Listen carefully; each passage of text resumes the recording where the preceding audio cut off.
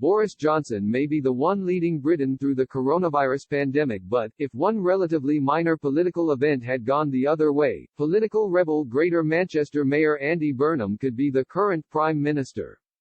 Prime Minister Boris Johnson has faced wavering levels of support in recent months due to his handling of the pandemic. His attempts to impose Tier 3 restrictions on Greater Manchester were met with great resistance, particularly from the region's mayor, Labour's Andy Burnham. Many of the surrounding regions agreed to enter Tier 3 after discussions with Westminster, but Mr. Burnham claimed there was insufficient financial support for Greater Manchester as so many businesses would have to shut under the new strict measures.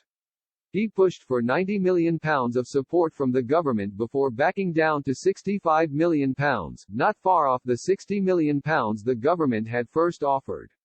Yet, Westminster refused to compromise and Mr. Johnson has since waded in to impose Tier 3 anyway after ending talks without a deal. Although he lost the power struggle, Mr. Burnham has undoubtedly attracted attention from the public for his outspoken efforts. His pushback against Downing Street over the last month may even have shaken the possibility that Mr. Johnson could get re-elected for a second term, as their fallout appears to have put Northern England's faith in the Tories in doubt. Admittedly, he already had a high public profile due to his time in the cabinet under Gordon Brown, and was Mr. Corbyn's main opponent for the Labour leadership in 2015. Furthermore, commentator Rosa Prince speculated that Mr. Burnham could even have been in Downing Street himself by now, if he had beaten Jeremy Corbyn to the leadership role. Labour MP Dame Margaret Beckett said it was the worst mistake of my life to nominate Jeremy Corbyn to be Labour leader. Ms. Prince wondered, if Ms. Beckett had not backed the left-wing MP, Andy Burnham might be halfway through his first term as Prime Minister round about now. However, it is worth pointing out that this theory depends on a fair few factors.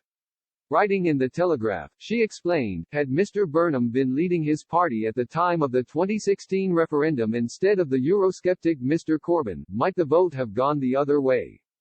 If not, it seems likely that he would have supplanted Theresa May at the 2017 general election, meaning a quite different outcome to the EU negotiations, plus no 2019 general election, no red wall turned blue to bolster an 80-seat majority for Boris Johnson. She is not the only political commentator to have wondered what other paths Mr. Burnham could have taken in his career back when he was at the forefront of the Labour Party. James Kirkup speculated in The Spectator that Mr. Burnham could have shown his fighting spirit when he was the Culture Secretary under Gordon Brown back in 2009.